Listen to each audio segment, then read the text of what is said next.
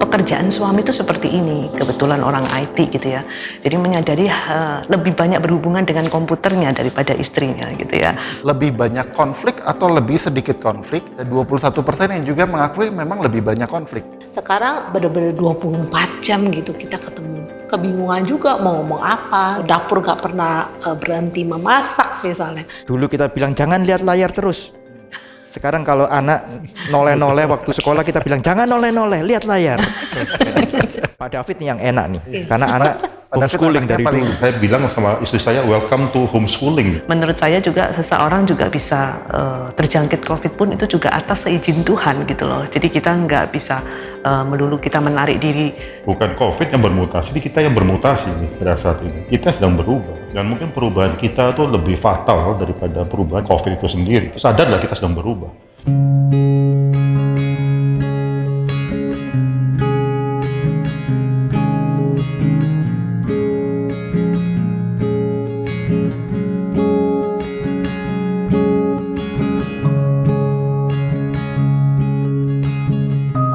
Kita kembali di dalam program Pilgrim's Talk at Gary Karawaci.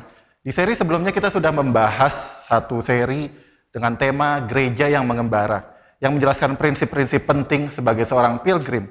Lalu di seri yang kedua kita juga membahas tentang keluarga yang beribadah, yang menunjukkan bahwa kehidupan seorang pilgrim juga tidak bisa dilepaskan dari kehidupan keluarga kita. Pergumulan tetap ada, bahkan banyak sekali. Namun itu adalah hal yang harus dijalani dengan mata tetap menghadap kepada Tuhan.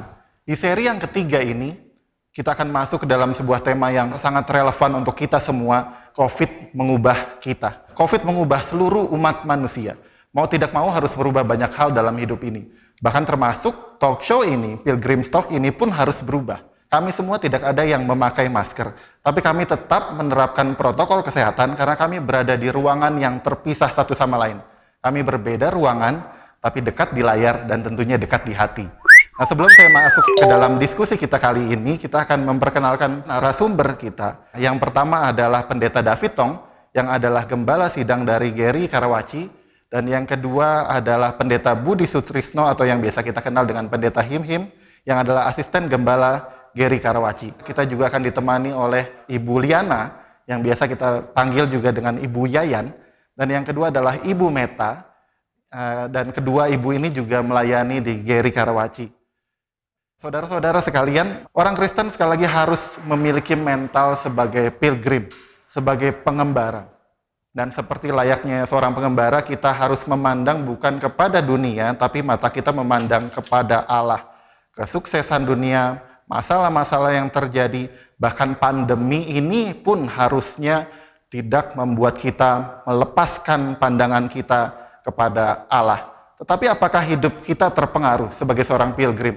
Pasti ada perubahan sih. Kalau menurut saya cukup besar. Keluarga, hubungan suami istri, hubungan orang tua dengan anak, pekerjaan.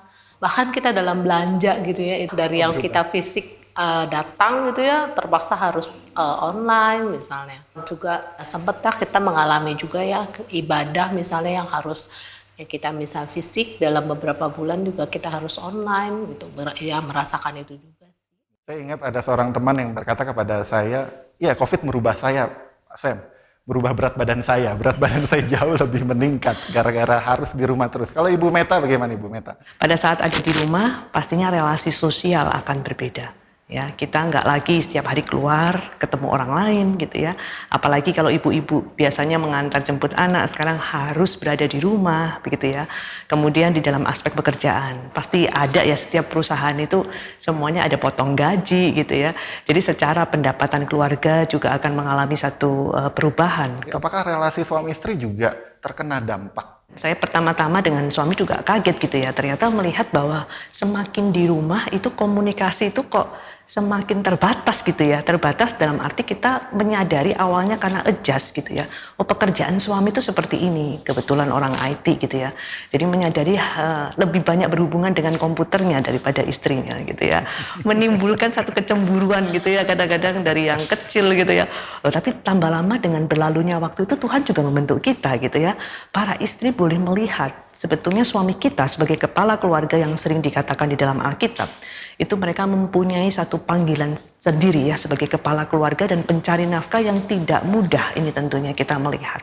Dan suami kita juga melihat kita itu dan lebih saling menghargai gitu ya. Ternyata tugas istri di rumah itu cukup ribet, detail-detail semua diurusin. Jadi dari yang kaget akhirnya bisa adjust sih. Jadi saudara-saudara di rumah, dalam rangka diskusi kita di dalam beberapa episode ke depan ini, maka tim digital ministry Geri Karawaci mengadakan sebuah survei yang kecil, dan kami tanyakan berbagai pertanyaan yang berkenan dengan pandemi ini, tentang relasi keluarga, relasi dengan tetangga, ataupun juga kehidupan sehari-hari, termasuk juga kehidupan bergereja. Salah satu pertanyaannya seperti ini, apakah pertemuan dan komunikasi dengan keluarga serumah menjadi lebih banyak atau lebih sedikit? Maka 57% itu mengatakan lebih banyak, sama seperti ibu-ibu di sini mengatakan. Lalu pertanyaan berikutnya bicara soal apakah relasi dengan keluarga dalam rumah Anda mengalami lebih banyak konflik atau lebih sedikit konflik? Maka 54% mengatakan sama saja, tapi ada 21% yang juga mengakui memang lebih banyak konflik. Iyalah, yang Ada lahnya tadinya ya, Bu, ya. Ada exclamation point. karena Kenapa, Bu? walaupun suami istri ataupun orang tua dengan anak, kalau kita hitung dari 24 jam kan kita nggak ketemu 24 jam gitu ya biasanya. Ada mereka di luar rumah, suami bekerja, anak sekolah gitu. Sekarang bener-bener 24 jam gitu kita ketemu. Terus saya ngalamin tuh bener-bener kebingungan juga mau ngomong apa. Belum lagi beban dari pekerjaan suami ataupun beban sekolah anak. Kayaknya gampang sekali untuk tersinggung atau ya sedikit-sedikit kayaknya kok jadi ribut gitu. Rasanya rumah nggak pernah bersih, banyak sekali piring gitu ya, dapur nggak pernah berhenti memasak misalnya untuk pagi siang malam gitu ya. Saya rasa semua ibu-ibu juga ngalamin kali ya. Kenapa bisa terjadi banyak konflik ya? Padahal semakin dekat. Tapi saya teringat satu teori psikologi ya, yaitu dari Robert Sternberg yang mengatakan triangular of love itu intimacy. Ya, intimacy ini menarik gitu loh. Kenapa? Karena kita semakin dekat, ternyata komunikasi itu menjadi tersendat begitu ya. Kenapa? Karena terlalu biasa. Jadi kita nggak lagi memperhatikan cara berkomunikasi gitu ya. Terlalu sering di rumah. Kadang jawabannya bisa jutek. Kita merasa bahwa ini nggak menghargai seorang istri begitu ya. Padahal dia lagi mikirin sesuatu gitu. Terus kita ajak ngomong gitu. Biasa kalau cowok kan nggak bisa berpikir dua hal dalam waktu yang sama gitu ya. Kemudian faktor lagi semakin dekat, jadi semakin cara berkomunikasi tidak lagi diindahkan.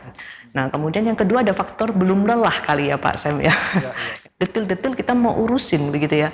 Jadi sehingga menyebabkan akhirnya timbul konflik yang nggak perlu kita omongin gitu ya. Jadi tambah masalah gitu ya.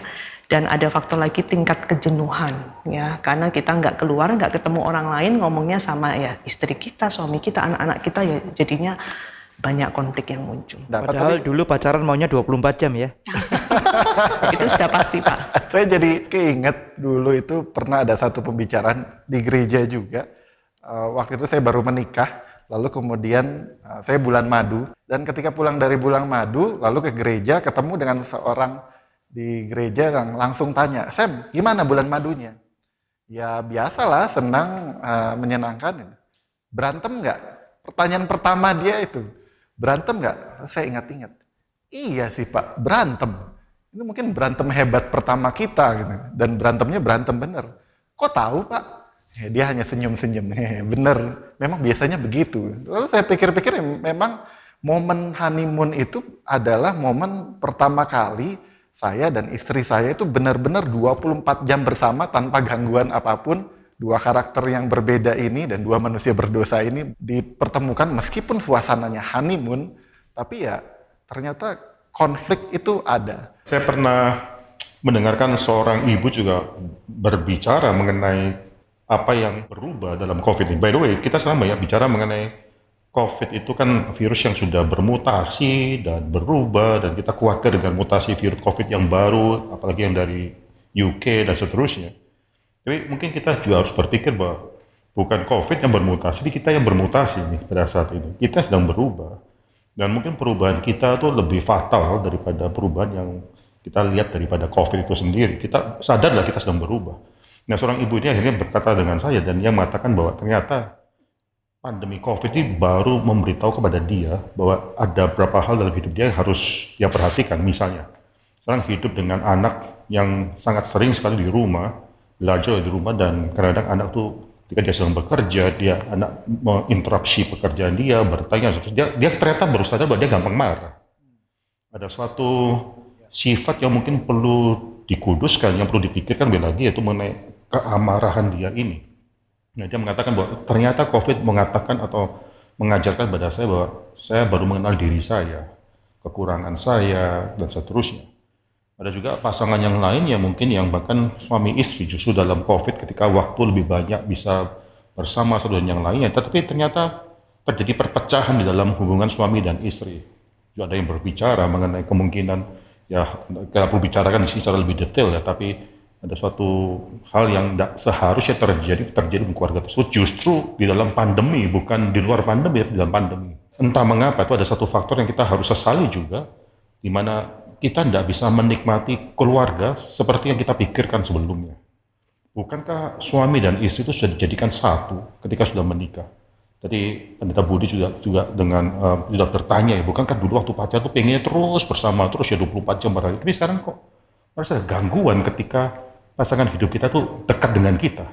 Ini sangat disayangkan sekali ya.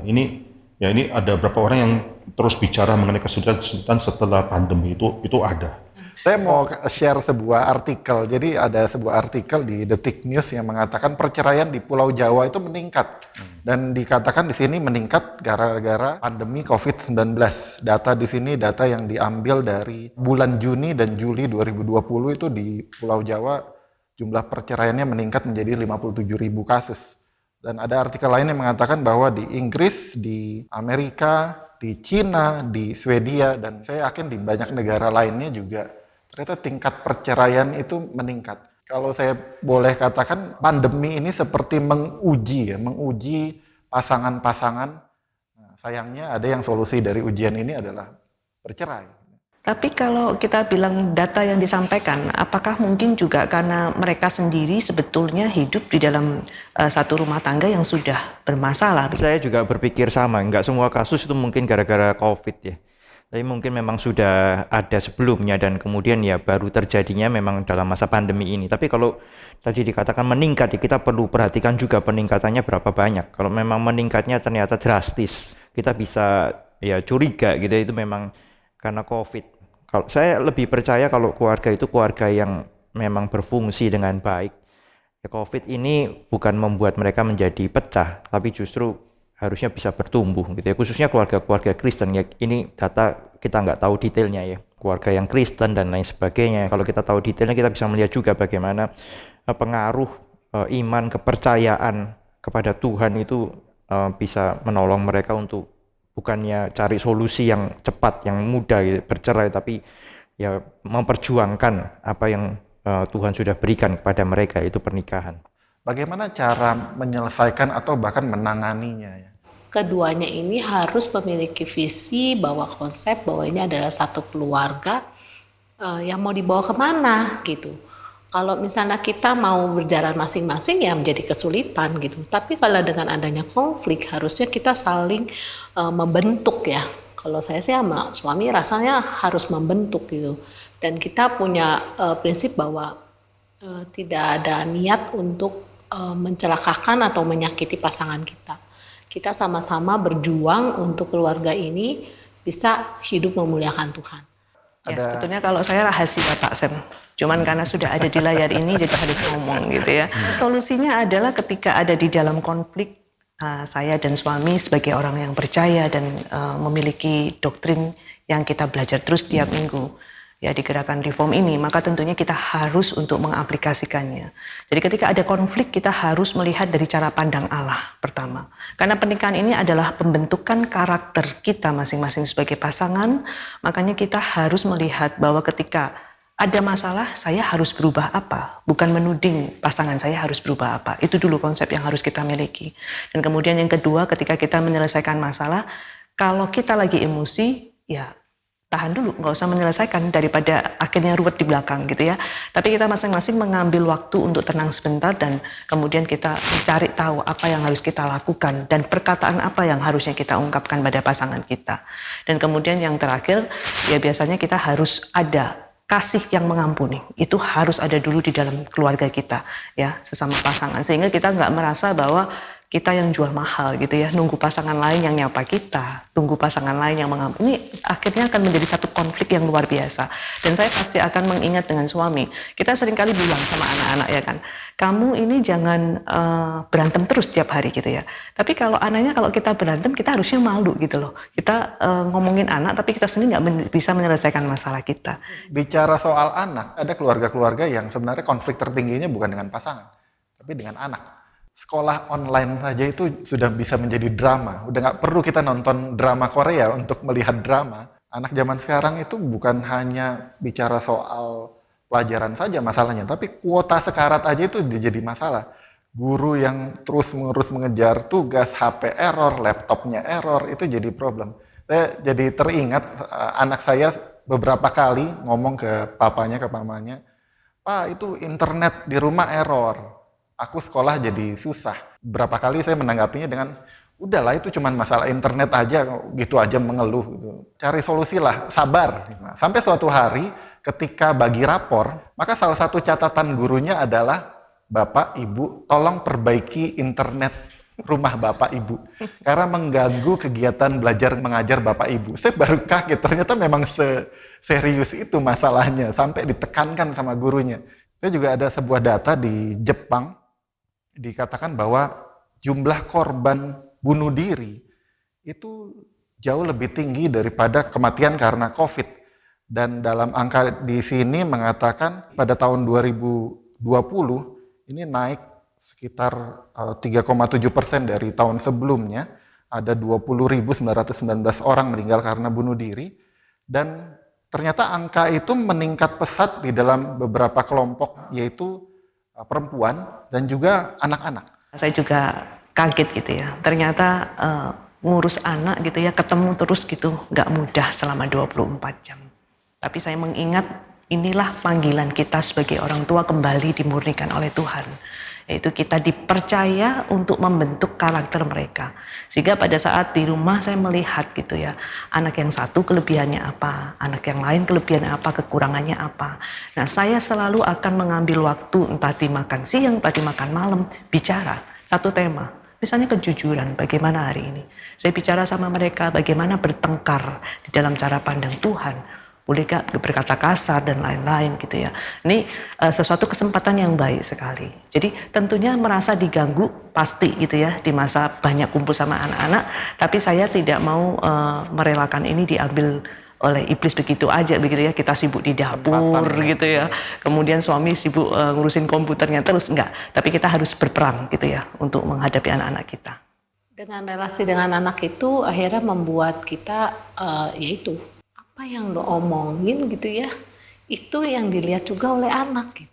Kamu harus hidup jujur gitu. Tapi di dalam 24 jam itu si anak kan melihat, ayo rajin belajar gitu. Padahal kitanya juga mungkin cuma leha-leha dan nonton gitu misalnya. Kalau hamba Tuhan lebih sabar daripada kita nih. Modalnya banyak gitu ya. Enggak juga ya, maksudnya enggak gampang juga gitu ya. Kita juga merubah value kita gitu ya. Dulu kita bilang jangan lihat layar terus. Sekarang kalau anak noleh-noleh waktu sekolah kita bilang jangan noleh-noleh, lihat layar. Itu anak mungkin merasa ada konflik gitu ya. Dulu nggak boleh sering-sering, sekarang kok sering-sering gitu ya. Terus dia mau nambah jam, kita larang lagi gitu ya. Jangan, kamu sudah 2 jam lihat layar sekolah, sekarang berhenti, break gitu ya. Padahal dia pengen lihat yang lain gitu ya. Nah, itu juga hal-hal yang nggak gampang ya. Nggak semua orang siap ya dengan perubahan seperti ini. Kita butuh waktu ya untuk beradaptasi, tetapi juga mungkin perlu ada sistem yang baik juga saya pikir ya, baik di dalam keluarga maupun dengan sekolah. Ya seringkali mungkin sekolah memikirkan ya yang cocok begitu kan ya, bagaimana sekolah itu guru bisa menyampaikan pelajaran dan lain sebagainya dengan baik.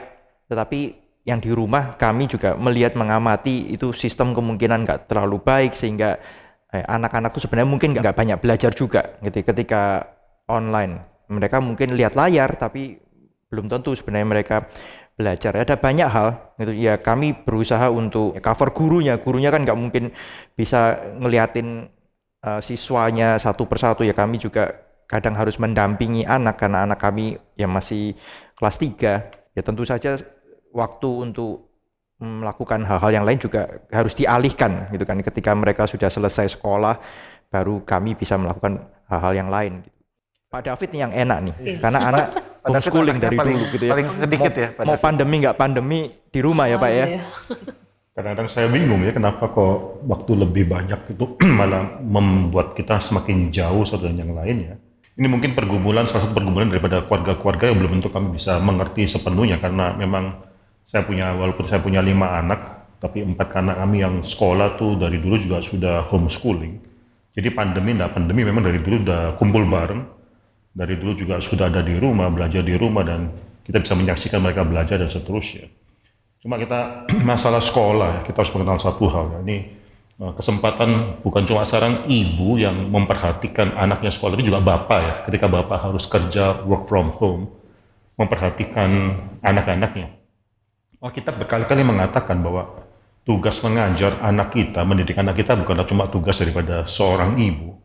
Memang ibu selalu lebih dekat dengan anak-anak. Memang itu biasa terjadi karena mereka lah yang mengandung, yang melahirkan. Kita tahu betapa sulitnya mengandung dan melahirkan. Mereka memiliki cinta yang bahkan ketika papanya, suaminya belum melihat anak tersebut, dia sudah merasakan anak yang berada dalam perutnya. Jadi pasti ada koneksi yang lebih mendalam antara seorang ibu dan anak. Cuma kita bisa mengatakan bahwa tugas dalam mendidik anak adalah tugas dari seorang ayah. Ayah itu memiliki suatu tugas yang sangat penting dalam mendidik anak. Coba kita buka Alkitab kita ya, dalam Amsal. Di dalam Amsal pasal 1 ayat dengan 8. Ya, Amsal pasal 1 ayat 8 di sana dikatakan, "Hai anakku, dengarkanlah didikan ayahmu dan jangan menyanyiakan ajaran ibumu." Di sini sekali lagi bukan ditekankan hanya ajaran daripada ibu, tapi didikan daripada seorang ayah juga ditekankan sekali, bahkan ditaruh lebih dahulu daripada ajaran seorang ibu. Saya rasa COVID ada satu kesempatan yang sangat indah sekali bagi bapak-bapak untuk memperhatikan anaknya. Khususnya ketika sekarang kita lebih banyak mungkin harus kerja di rumah, bahkan sekarang di tempat perkantoran pun itu dibatasi ya. Kalau di daerah Jakarta itu kan 25% daripada total kapasitas daripada kantor, sehingga akhirnya perkantoran itu mungkin harus menggilir tugas atau jadwal masuk daripada stafnya, karyawannya. Kesempatan kita untuk memperhatikan, jangan sia-siakan kesempatan ini. Ya mungkin ada konflik karena mungkin kita merasa diganggu dan seterusnya oleh anak-anak kita dan keberadaan terus-menerus, tapi jangan lupa loh ya, itu yang namanya sekolah itu kan mungkin Pak Him bisa lebih tahu, bisa ada data itu sekolah dan sistem pendidikan ini kan baru mungkin 150 tahun, 200 tahun terakhir ini. Sebelumnya kan memang tidak ada yang namanya orang anak dikirim ke sekolah. Tugas daripada orang tua untuk mendidik anak-anak mereka, untuk memperhatikan dan sepenuhnya memperhatikannya mereka. Tapi kenapa kita selalu mengharapkan bahwa ya ini ya tugas orang lain untuk mendidik. Ini pendidikan anak itu menjadi suatu tugas profesional orang yang lain. Nah, sekali lagi konflik, walaupun memang ada kemungkinan, selalu kita harus pikir, kemungkinan ada kesulitan khususnya itu, ada kesempatan juga untuk Tuhan membuat kita melihat suatu hal yang mungkin belum pernah kita rasakan sebelum ini. Survei yang kita adakan juga ini sangat menarik ketika kita tanya apakah Anda adalah seorang orang tua, dan kalau Anda adalah orang tua yang memiliki anak yang tinggal serumah, bagaimana menggambarkan relasi dengan anak Anda selama pandemi ini. Maka 57% mengatakan itu relasinya lebih baik. Tapi juga ketika ditanya dari sisi anak yang tinggal dengan orang tua, apakah relasi Anda dengan orang tua ini menjadi lebih baik selama pandemi? 56% mengatakan sama, 35% mengatakan lebih baik. Memang anak lebih sedikit, tapi mungkin ini juga campur, ada yang anak yang dengan orang tua yang sudah elder, sudah lebih tua, tapi kesimpulannya memang pandemi ini membawa relasi kita bertumbuh, atau minimal saya pakai kata seharusnya bertumbuh, karena begitu banyak kesempatan. Izinkan saya juga mengutip dari Ulangan 6 ayat 4-9, ini ayat yang sangat terkenal. Dengarlah hai orang Israel, Tuhan itu Allah kita, Tuhan itu Esa, kasihilah Tuhan Allahmu dengan segenap hatimu dan dengan segenap jiwamu dan dengan segenap kekuatanmu. Apa yang kuperintahkan kepadamu pada hari ini, haruslah engkau perhatikan, haruslah engkau mengajarkannya berulang-ulang kepada anak-anakmu, dan membicarakannya apabila engkau duduk di rumahmu, apabila engkau sedang dalam perjalanan, apabila engkau berbaring, dan apabila engkau bangun. Haruslah juga engkau mengikatkannya sebagai tanda pada tanganmu, dan haruslah itu menjadi lambang di dahimu, dan haruslah engkau menuliskannya pada tiang pintu rumahmu dan pada pintu gerbangmu. Kesempatan ini sangat berlimpah ketika masa pandemi ini? Sekolah itu memang mungkin baru sekitar 200-an tahun terakhir ini, tetapi sebenarnya merubah kita bukan cuma COVID ini, ada banyak hal yang sebenarnya sudah merubah kita. Ya ketika modernisasi, industrialisasi, itu orang sangat berubah sekali. Dulu orang bekerja dekat dengan rumah sehingga ya hampir 24 jam di rumah, sehingga bekerja di ladang atau mengerjakan peternakan dan lain sebagainya, itu ada banyak waktu dengan keluarga, ya mereka bisa melakukan hal itu. Sehingga ketika belum ada sekolah formal pun ya memang tugas orang tua untuk kemudian mengajarkan hal-hal yang mereka pikir anaknya perlu tahu, termasuk juga mengajarkan skill untuk anaknya juga bisa bekerja. Gitu ya. Nah itu tapi mereka relasi memang sangat dekat ya, interaksi memang sangat dekat karena memang ya kondisi pekerjaannya seperti itu. Tapi setelah ada industrialisasi, orang mulai bekerja ke pabrik ya, orang mulai bekerja di luar dari rumah, keluar dari rumah. Nah ini relasi memang sangat berubah. Pak Samuel berangkat kerja jam berapa? Bisa jam 8. Wah jam Sampai 8 enak sekali ya. Pulang jam? Dari kantor jam 6. Sampai rumah? Jam 7:30. Ya berarti kira-kira bisa 11 jam, 12 jam kan ya. Dan ketika pulang mungkin sudah capek, sudah lelah, anak mungkin juga sudah ngantuk, sudah mau tidur. Sehingga waktu untuk itu juga sangat sedikit sekali. Nah ini yang menjadi hal yang kita perlu pikirkan ya, bagaimana kita bisa tetap melaksanakan ya, melakukan apa yang menjadi prinsip Alkitab ya. Ayah khususnya menjadi pendidik bagi anak-anaknya di dalam situasi yang seperti ini. Bukan cuma ngajarin mereka hal-hal yang di sekolah loh ya, ngajarin matematika dan lain sebagainya supaya nilai tetap bagus, bukan. Tapi juga bagaimana anak-anak kita bisa berespon ya dengan benar di dalam segala sesuatu yang dihadapkan kepada mereka ya sesuai dengan prinsip Alkitab. Kalau saya setuju bahwa peranan orang tua itu sangat besar sekali dalam mendidik anak. Bahkan dalam mendidik hal-hal pembelajaran, studi dan seterusnya itu sebenarnya untuk anak-anak yang masih muda itu kita sebagai orang tua bisa melakukan. Ya itu entah apakah homeschooling lebih baik daripada pendidikan keluar atau bagaimana, itu mungkin topik bukan dibicarakan di saat ini ya. Kalau kita lihat tadi Pendeta Budi Sutro sudah mengatakan bukan cuma masalah pembelajaran saja, tapi juga pembentukan daripada hidup daripada anak tersebut. Ya pendidikan daripada iman, pendidikan daripada spiritual itu harus ditekankan juga dalam hal ini. Saya sering dengar juga ya, walaupun saya tidak mengalami, tapi saya sering mendengarkan gara-gara COVID ini nanti orang tuanya ikut sekolah gitu ya.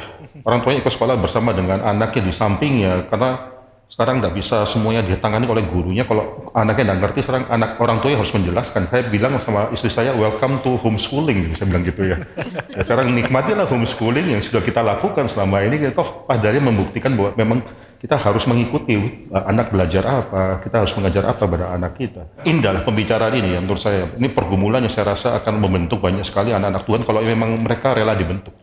Jangan pikir bahwa COVID ini adalah suatu hal yang negatif, bahwa Tuhan itu adalah Tuhan yang sudah angkat tangan sehingga COVID ini terjadi. Justru saya percaya COVID secara Tuhan untuk mengingatkan kita sekali lagi bahwa kita adalah seorang musafir, bahwa kita memang banyak kelemahan. Tadi yang ibu-ibu yang sharing dengan saya mengatakan bahwa dia baru tahu bahwa ternyata dia banyak sekali kelemahan-kelemahan yang mungkin selama ini dia tidak sadar. Baru setelah COVID, hidup lagi dekat dengan keluarga, dengan anak, dengan pasangan hidup, baru tahu ada kelemahan-kelemahan yang dia harus garap atau dia harus perhatikan. Saya bersyukur ya, di poll atau survei yang dilakukan, ada 63% lebih orang tua yang mengatakan bahwa memang selayaknya dan seharusnya mereka memiliki peran yang lebih lagi. Ini kesadaran yang mungkin tidak akan datang kalau Tuhan tidak mengizinkan COVID ini terjadi dalam hidup kita. By the way, saya mau bicara satu hal lagi tadi, menarik sekali. Saya mau mengungkapkan mengenai data perceraian yang naik ya. Kita perlu pikirkan ya, selama ini mungkin mood ketika kita jadi suami istri, ada konflik itu, moodnya kita itu bukan konflik resolution, tapi konflik avoidance. Jadi bukan mencari resolusi bagaimana akhirnya menyelesaikan konflik tersebut, tapi lebih ke arah bagaimana menghindarkan konflik tersebut. Tadi dikatakan oleh Ibu Meta juga, seringkali orang kalau sudah kerja pulang lelah, tidak mikirkan banyak hal yang lain. Itu bagi saya tuh konfliknya, moodnya adalah mood daripada avoidance. Mungkin ada masalah di rumah, tapi apa boleh buat saya lelah, saya mendemiri tidurlah, tidak usah membicarakan masalah tersebut. Nah sekarang adanya COVID ini membuat kita akhirnya mau tidak mau harus, kalau tidak bicarakan apa lagi, tidak bisa avoid. Pertanyaan adalah apakah kita rela untuk menghabiskan tenaga kita untuk menyelesaikan masalah, bukan cuma menghindarkan masalah saja. Kalau saya melihat ya banyak juga sih pernikahan yang sebenarnya berjalan dengan mekanis gitu. Suami yang melakukan fungsinya, istri melakukan fungsinya, anak melakukan fungsinya gitu. Toh juga ketemu sehari berapa jam sih. Sekarang dengan adanya PSBB, dengan adanya pandemi, mau nggak mau deh 24 jam itu harus bertemu. Keluarlah semua habit-habit yang jelek gitu ya, kebiasaan-kebiasaan yang jelek. Sehingga itu memicu konflik juga sih Pak. Beberapa waktu yang lalu kan ada kesempatan bicara di dalam program talk show yang berbeda yaitu YOLO untuk para remaja dan pemuda. Lalu kita mengangkat satu isu mengenai pacaran ya, biasanya kan ini dating dan mengapa kita harus dating, dan kalau dating kan kadang-kadang ya tujuannya adalah untuk mengenal orang tersebut. Lalu kalau misalnya tidak cocok, kita bisa putus sebelum nikah, kita bisa memutuskan dan cari orang yang mungkin lebih cocok dan seterusnya. Lalu ada satu pertanyaan mengatakan apakah kita harus menjalin hubungan eksklusif tersebut untuk akhirnya baru bisa berkenalan. Lalu saya mengatakan suatu hal yang penting juga di sana, saya katakan bahwa untuk mengenal seseorang itu tidak berhenti sampai sebelum pernikahan ya. Kita tidak garanti kita menikah dengan orang yang sudah 100% kita kenal dengan baik. Terus setelah menikah ya sudah tidak ada konflik, tidak ada kemungkinan kita salah mengerti atau disalah mengertikan dan seterusnya. Tidak, itu tetap masih ada kemungkinan demikian. Nah pertanyaan adalah setelah kalau ada konflik kayak demikian lalu kita mau ngapain? Namanya kita menikah dengan seorang yang sama sekali tidak bisa bersalah. Bahkan kita menikah dengan seseorang yang sama sekali tidak ada kekurangan. Bahkan kita pun yang menikah kita memiliki kekurangan. Pernikahan kan perlu suatu usaha ya. Usaha yang terus menerus untuk akhirnya bisa memperbaiki diri kita, menjaga keluarga kita, membawa keluarga kita dalam bertumbuh dan seterusnya. Tanaman itu terus disirami, bukan cuma beli tanaman taruh di rumah lalu selesai, enggak. Sudah beli pot taruh di rumah, tiap hari harus disirami. Sama dengan hidup pernikahan kita, hidup keluarga kita itu harus disirami terus. Saya mungkin mengajak kita semua berpikir dan pemirsa semua berpikir juga bahwa COVID ini adalah usaha cara Tuhan melihat kita bahwa kita terus harus menyiram, itu usaha menyiram keluarga kita, untuk menumbuhkan keluarga itu harus ada. Ini adalah bisa dibilang Valentine pertama dengan COVID. Iya, Valentine COVID, edisi COVID ya. Mungkin banyak pasangan-pasangan yang gundah gulana, aduh saya nggak bisa candlelight dinner, tapi ternyata ini adalah satu anugerah yang besar, satu anugerah yang Tuhan berikan kesempatan kepada pasangan-pasangan untuk bertumbuh. Kalau saya ingat firman Tuhan adalah konflik itu seperti besi yang menajamkan besi. Bagaimana Allah mau bekerja melalui konflik-konflik itu, melalui pandemi ini, supaya setiap dari kita tuh bisa bertumbuh terus menjadi lebih baik, menjadi serupa menjadi Kristus. Di dalam survei yang kita sempat ambil, data survei pengaruh pandemi terhadap relasi itu juga berpengaruh kepada relasi tetangga. Ada satu pertanyaan, apakah Anda berelasi dengan tetangga sebelum pandemi? Maka 77% menjawab ya. Dan setelah pandemi kita tanya lagi apakah Anda berelasi dengan tetangga Anda selama masa pandemi ini, maka ada penurunan sekitar 14%. Hanya 63% yang mengatakan bahwa ya, saya berelasi dengan tetangga saya. Saya mau tampilkan ada beberapa gambar ya. Ada di sini sekelompok bapak-bapak, ada 5 orang bapak-bapak, ditulis ada teksnya keterangannya, ini ngebir bareng-bareng nih di luar negeri, di Amerika kemungkinan. Dan itu di tengah jalan yang besar sekali dengan social distancing. Ada juga di negara lain ini ada balcony birthday celebration. Merayakan ulang tahun tapi dengan buka jendela dan berjauhan. Bagaimana orang-orang di Naples itu bernyanyi bersama-sama di sebuah kompleks apartemen dan juga ada di sebuah jalan yang sedang lockdown. Menyemangati satu sama lain dengan nyanyian-nyanyian. Saya mau tanya kepada ibu-ibu di sini, Bu Meta, Ibu Yayan. Kalau saya termasuk orang yang suka berelasi sosial gitu ya. Selama pandemi ini, Maret, April memang kita semua harus ada di rumah. Tapi pada saat ini sudah kembali aja sih normal seperti biasa gitu ya. Jadi menurut saya juga seseorang juga bisa terjangkit COVID pun itu juga atas seizin Tuhan gitu loh. Jadi kita nggak bisa melulu kita menarik diri dan menjaga diri kita seutuhnya, tetapi itu kita semua serahkan juga kepada Tuhan. Gitu. Ada pengalaman nggak ada tetangga yang misalnya terkena positif COVID-19, lalu apa yang terjadi? Karena ada 1-2 keluarga, kemudian ya RT RW akhirnya mengajak kita untuk ya kita ini yuk bantuin gitu dengan memberikan makanan, mengirimkan sembako misalnya gitu, membantu mereka. Kita juga melihat teman-teman kita juga ada yang kena. Terus kita sama-sama sepakat membuat kayak jadwal kirim catering deh gitu ya. Termasuk di GRI Karawaci juga ada satu komunitas Friends at GRI Karawaci. Saya pikir itu juga menjadi kesempatan untuk berbagi kasih, memberikan perhatian, yang mungkin juga hal kecil ya. Kadang-kadang hal kecil itu juga menguatkan dan itu menjadi berkat buat orang-orang yang memang sedang tertimpa atau terkena dampak dari COVID-19 ini. Ya, sekali lagi memang pandemi ini membuat kita seperti enggan, reluctant untuk berelasi dengan orang lain. Kita melihat orang itu bukan menjadi melihat orang, itu seperti ada virus-virus yang menempel di mukanya di dalam, kalau misalnya film kartun gitu. Jadi kita langsung mundur. Tapi sebenarnya ini adalah kesempatan untuk menunjukkan kasih Tuhan lewat kehadiran kita, lewat perbuatan kita. Kita tadi bicara hal-hal yang mungkin dialami oleh sebagian besar orang, tapi ada sebagian juga, saya nggak tahu berapa banyak, berapa persentasenya yang sebenarnya nggak bisa ketemu keluarganya karena COVID. Ya mungkin ketika pandemi ini baru mulai, terus kemudian PSBB dan lain sebagainya, dia ada di luar kota atau di luar negeri, dan kemudian nggak bisa travel, nggak bisa pulang sampai berbulan-bulan, itu juga sulit tuh.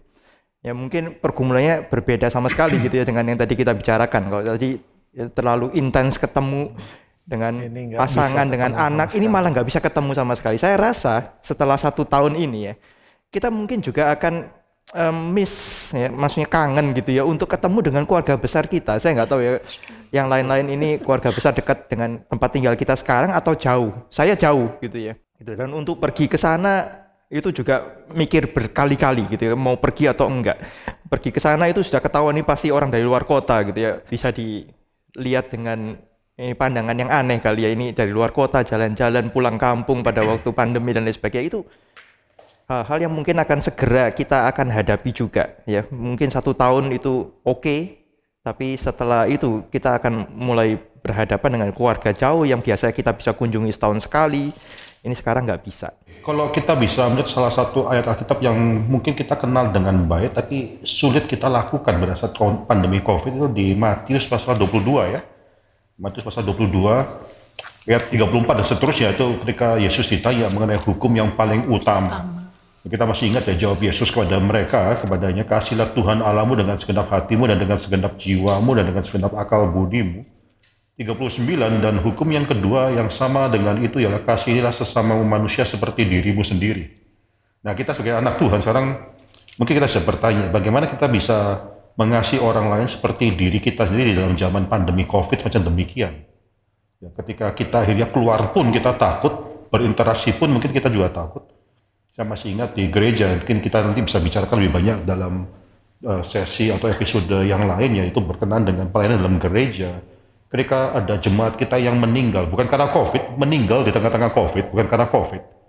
Itu pun kehadiran orang di dalam yang mau menghibur itu sangat sedikit sekali. Ya memang harus dibatasi jumlah tersebut, tapi saya rasa juga orang memang khawatir untuk datang dan menghadiri perkabungan dan seterusnya. Padahal pada saat itu mereka paling perlu untuk mendapatkan penghiburan daripada jemaat yang lain ya. Ini menjadi satu hal yang harus kita gumulkan. Saya tidak mengatakan bahwa kita harus melakukan ini dan itu, tapi paling tidak mari kita bergumul mengenai ayat ini. Bagaimana kita bisa mengasihi sesama kita seperti kita mengasihi diri kita. Mengasihi diri kita dalam pandemi COVID ini sangat gampang sekali. Kita khawatir ini, kita khawatir itu sangat gampang, itu given. Tapi bagaimana sekarang kita mengasihi orang lain seperti kita mengasihi diri kita. Yang kedua, saya mau sharingkan suatu ayat yang penting ya. Ini juga ayat yang sangat indah sekali yang bisa menguatkan kita dalam kita melihat apa yang sebenarnya terjadi dan bagaimana kita harus merelasikan segala sesuatu daripada sudut pandang daripada takhta Tuhan terlebih dahulu. Ya, kita sebagai orang yang apalagi percaya dengan doktrin reform, tidak ada satupun yang terjadi di luar daripada kehendak daripada Tuhan, tidak ada satupun yang terjadi di luar daripada kuasa dan kedaulatan daripada Tuhan. Saja kita membaca Roma, kitab Roma pasal yang ke-8. Kitab Roma pasal 8 ayat yang ke-28 juga sekali menjadi ayat favorit bagi banyak sekali orang ketika menghadapi kesulitan hidup ya. Roma pasal 8 yang ke-28 saya bacakan. Kita tahu sekarang bahwa Allah turut bekerja dalam segala sesuatu untuk mendatangkan kebaikan bagi mereka yang mengasihi Dia. Itu bagi mereka yang terpanggil sesuai dengan rencana Allah. Bagi anak-anak Tuhan, bagi kita yang mengasihi Tuhan, tidak ada satupun kesulitan hidup yang tidak ada artinya. Itu tidak ada. Tidak ada satupun kesulitan hidup yang tidak bisa membawa kita untuk akhirnya lebih mengasihi Tuhan. Tidak ada satupun kesulitan hidup di mana Tuhan tidak turut bekerja di dalamnya. Itulah kekuatan kita dalam kita menghadapi pandemi pada saat ini. Kita bersyukur untuk diskusi yang sangat-sangat indah ini dan kami semua berharap bahwa diskusi ini boleh menjadi berkat untuk saudara-saudara yang mendengarkan di rumah. Episode berikutnya kita akan bicarakan soal bagaimana yang berubah bukan hanya relasi tapi juga spiritualitas kita pun berubah. Sekali lagi saksikan terus episode-episode berikutnya di dalam Pilgrim's Talk at Gary Karawaci. Tuhan memberkati.